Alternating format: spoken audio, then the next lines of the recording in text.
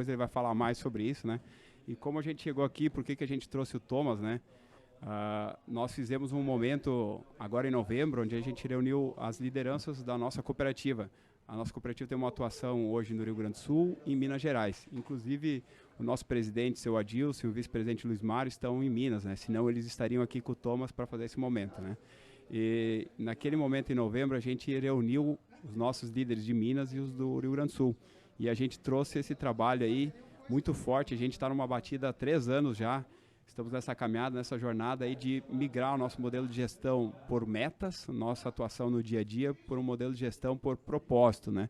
Que está muito alinhado com o capitalismo consciente, né? Que é, em vez de eu me servir do nosso associado, de eu vender os produtos e serviços que eu, Sicredi, preciso vender, a gente vai para um modelo que a gente serve o associado. A gente atende a necessidade dele, entende o momento de vida, qual a dor que ele precisa resolver, um sonho que ele precisa concretizar, e a gente entra como um parceiro para viabilizar isso, e esse é o nosso propósito, né? Construir juntos uma sociedade mais próspera, né? E como a gente faz isso no dia a dia? Então a gente está numa batida há 3 anos de trabalhar, né? Isso tem muito convencimento, muito engajamento da equipe, e assim a gente vai querer engajar também a comunidade, não ficar só para dentro do Sicredi. E aí por isso que a gente trouxe o Thomas, apresentamos para os líderes, e hoje a gente vai trazer o Thomas para toda a equipe da cooperativa, e aí o Thomas é professor nisso, vai nos explicar um pouco mais, viu, Ricardo? Perfeito. Thomas, bem-vindo aqui a Lajado, ao Vale do Taquari, Rádio Independente. Começamos falando um pouco do teu currículo, né, e como você chega aqui. Daqui a pouco a gente aprofunda um pouco mais o tema que vai ser abordado hoje à noite. Bem-vindo, boa tarde. Obrigado, Ricardo. Obrigado pelo convite, obrigado pela Sicredi para trazer a gente aqui nesse espaço. Eu gosto de falar, eu tive 3 épocas na minha vida. Uma, trabalhei em mundo corporativo, 10 anos, saí do Brasil, fui trabalhar fora, fiquei 10 anos trabalhando em consultoria, voltei para o Brasil, falei, o que eu faço agora, né? Vou começar a empreender. E aí comecei a empreender, e dentro desse processo de empreender, né, criar uma empresa, criar um negócio, eu descobri uma coisa interessante. Eu fui expandir meu negócio para os Estados Unidos e descobri um cara que fala sobre uma coisa chamada capitalismo consciente. Eu comecei a ler esse negócio, aí eu parei, pensei e falei, cara, eu sou capitalista consciente, inconsciente. Eu estou fazendo algumas dessas coisas, mas eu não sabia que isso era uma metodologia, isso era uma filosofia, né? E aí foi quase que uma descoberta, né? Você se descobrir, você se entender, você entender a sua intenção, né? E quando você fala de empreendimento, dos empresários, quem está empreendendo, criando negócio, todo mundo começa com uma vontade de melhorar o mundo, melhorar. Eu sei que o meu talento está aqui, eu consigo fazer alguma coisa melhor. Não sei se alguém já viu algum empreendedor falar, eu vou fazer uma cadeira, vai ser um pouquinho pior do que as que vendem por aí e vou vender muito. Não vai vender. Ninguém consegue fazer alguma coisa, se estabelecer como negócio, se você faz alguma coisa pior, né? Você tem que fazer alguma coisa melhor, porque senão você não compete com quem está estabelecido. Foi aí que a gente começou a descobrir. E o fato de não reconhecer isso, não ter clareza dessa filosofia, fez a gente tomar muitas decisões erradas. E quando a gente começou a entender que essa filosofia é uma filosofia natural de negócio, que é uma expressão natural do indivíduo, do ser humano, do empreendimento, a gente começou a ter mais força no nosso próprio negócio. Então, acho que essa, assim, bem curtinho, né, essa história, tem mais coisa, mas essa aqui acho que é a parte mais importante, né, de sair do mundo corporativo, de mundo consultoria. De repente, quando você empreende, você é aquele cara que toca todos os instrumentos da banda ao mesmo tempo, né? Você troca o chapéu de acordo com o que você está fazendo, de acordo com o que é a necessidade. Então, eu espero que essa conversa chegue ao ouvido de muitos empresários, empreendedores, porque a gente entender essa filosofia faz com que o nosso negócio seja mais forte. O senhor falou que fazia já um capitalismo consciente sem mesmo saber de fato o que era. Quais eram algumas dessas atitudes que o senhor denomina como esse capitalismo consciente? Legal. Essa ideia do capitalismo consciente é uma ideia baseada em 4 princípios, em 4 fundamentos. Qual que é? Primeiro, um propósito. Qual é a causa? Qual é a razão de você existir? Né? Então, quando você começa um negócio, às vezes aquela emoção, aquele sentimento é um sentimento apenas, né? De fazer alguma coisa melhor. E o que a gente descobriu, quando você escreve isso numa frase, quando você expressa isso de maneira pública, isso te dá mais força e permite que você, cada vez que você toma uma decisão, você pergunta, eu estou avançando no meu propósito ou estou desviando do meu propósito? E aí você consegue criar uma empresa mais focada em resolver problemas e menos focada em resultado de curto prazo, coisas do ego, coisas mais mundanas. E aí você começa a plantar o sucesso futuro. Esse é o primeiro fundamento. Qual é a sua causa? Por que você existe? O segundo é reconhecer a interdependência, porque a força do meu negócio depende da força de todos os envolvidos. Se o meu funcionário está feliz, se o meu cliente está satisfeito, se o meu fornecedor é forte, isso vai me trazer força. A hora que eu resolvo pagar meu fornecedor em 180 dias, eu estou enfraquecendo um dos participantes do meu ecossistema de negócio, isso pode vir me afetar um dia. E tem várias empresas do setor automotivo que exploraram seus fornecedores a ponto de falir eles. E aí ninguém mais quer fornecer para o cara. E aí tem linha de produção que parou por causa disso. Então, interdependência das partes interessadas é o segundo fundamento. O terceiro é a gente transformar essa ideia de propósito, de interdependência, em um movimento. Você não ser apenas um produto, um serviço, mas você ser um movimento. É criar uma cultura responsável. Que os nossos comportamentos coletivos sejam a favor dessa ideia, dessa causa que a gente tem. E a gente trabalhe junto, não só internamente, mas dentro do ecossistema, fornecedor, cliente, todo mundo é a favor de você. Todo mundo sai para te defender. Essa é a cultura responsável, o terceiro fundamento. E o quarto fundamento é a liderança de cuidar. Eu brinco que a gente trabalhava no século passado, na década de 80, na qualidade do produto. A certificação de qualidade, aqueles programas nacionais de qualidade no Brasil, a ISO 9001. A gente estava preocupado com a qualidade do produto, qualidade do serviço, qualidade do processo. Hoje a gente vive num mundo onde a qualidade de vida é a mais importante. A gente alcançou, evoluiu. Então o líder tem que cuidar. O líder tem que cuidar do propósito, tem que cuidar do ecossistema, o líder tem que cuidar do colaborador. O líder que não cuida do colaborador, do funcionário, o funcionário não vai cuidar do negócio, não vai cuidar do cliente, não vai cuidar do fornecedor. Então a gente precisa ter clareza que o líder está aqui para cuidar. Se o líder não está cuidando, se o líder está cuidando do seu bolso, o funcionário vai cuidar do bolso dele. Se o líder está cuidando do funcionário, o funcionário fala, ótimo, tem alguém segurando. Eu vou cuidar do negócio. Eu vou cuidar do próximo. Então, esses são os 4 fundamentos. Ter uma causa clara, reconhecer a interdependência, o nosso sucesso depende de todos, o sucesso de todos. Criar uma cultura que transforma o seu negócio em um movimento de transformação, não num produto e serviço. E ter um líder que cuida deste ecossistema, cuida de cada um de nós, para que nós possamos desempenhar o nosso máximo potencial. Você diria que o Brasil está onde, no termos do desenvolvimento do capitalismo consciente? Até comparando com outras nacionalidades e até mesmo aqui, eu não sei o que tu conhece, né, do Rio Grande do Sul, do próprio Vale do Taquari, do que tu consegue enxergar estando aqui na nossa região, comparando com outras regiões também, para ver se estamos muito atrás ou se estamos no caminho, se estamos pelo menos vendo que esse é o caminho a ser seguido. Vou dar um exemplo da região aqui no Rio Grande do Sul. A Mercur, uma empresa que produz utensílios de borracha, materiais escolares e outras coisas. É uma empresa altamente consciente, tem práticas fenomenais, fantásticas, de cuidado, de propósito, de clareza, qual é o seu ecossistema, de cuidar desse ambiente, né? Não só o ambiente de negócio, mas o ambiente social, o ambiente emocional, o ambiente natural, né? O meio ambiente e assim por diante. Então, aqui na região, a gente tem no Rio Grande do Sul tem um exemplo. Outro exemplo para mim que é muito forte, principalmente no Rio Grande do Sul, são as cooperativas. O cooperativismo é uma das melhores expressões do que a gente chama de capitalismo consciente. Porque o cooperativismo nasce com uma causa. Cada cooperativa de produção, de crédito, nasce com uma causa. A causa de resolver um problema que ninguém está atendendo. Trabalha com todo mundo ganha junto. É interdependente, reconhece a interdependência. Cria uma cultura da gente trabalhar junto a favor dessa causa. E a liderança é uma liderança que cuida longo prazo. Vocês já viram alguém abrir uma cooperativa para vender ela e ganhar muito dinheiro? Isso é coisa de startup. Não, vou abrir uma startup e ganhar muito dinheiro e vender e ficar rico. Não, quem entra no cooperativismo entra porque acredita que aquilo é um caminho de longo prazo. É um caminho para a vida. Não é um caminho para comprar, vender, fazer e ir embora. Então, o Rio Grande do Sul tem uma excelente presença no que a gente chama de capitalismo consciente.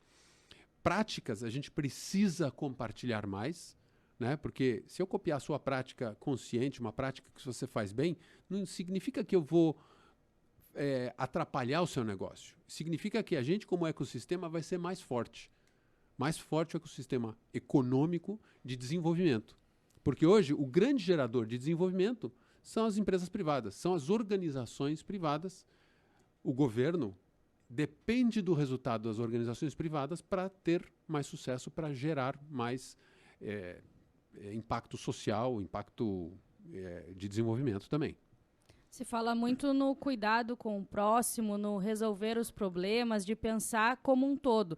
Mas a gente sabe que, às vezes, na prática, implantar isso numa empresa que não tem essa filosofia se torna um pouco difícil. O que o senhor dizia que é o caminho para começar essa reformulação, para pensar dessa forma? Eu acho que o principal caminho é o líder.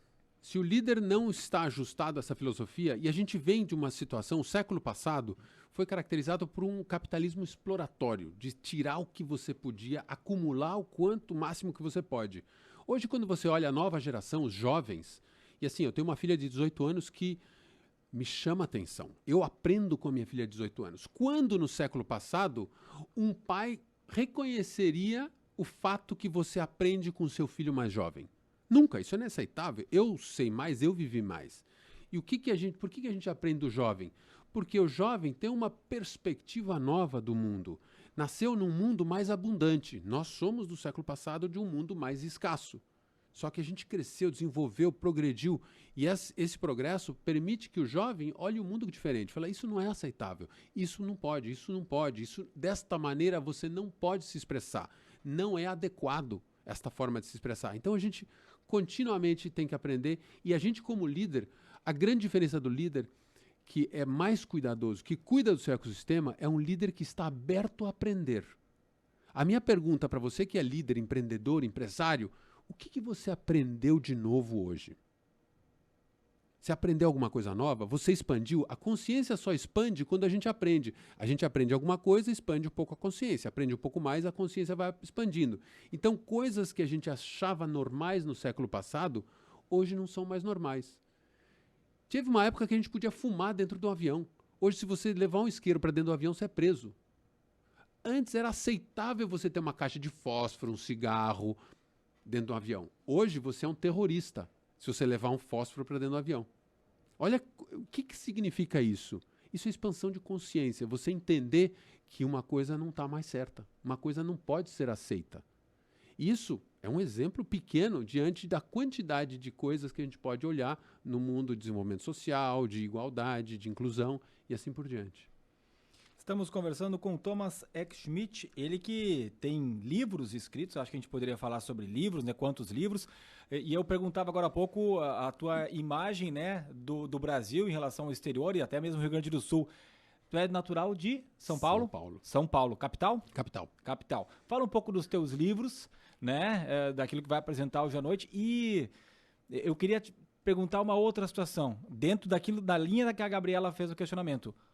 Muitas vezes a gente sabe que a gente tem que colocar em prática algumas coisas, só que falta tempo e parece que hoje em dia o dia ele não tem 24 horas, ele tem 20, porque tem 4 horas que estão faltando, enfim, a gente dorme menos, o WhatsApp consome mais a gente. Como parar de apagar incêndio a cada pouco e tirar esse tempo para colocar em prática ou para desenvolver algum planejamento? Eu acho que isso talvez seja o maior desafio que a gente tem hoje em dia, Thomas. Legal. Eu nunca fui uma pessoa que li muito na escola, mas quando eu comecei a viver o que eu acreditava, né, foi muito fácil escrever livro.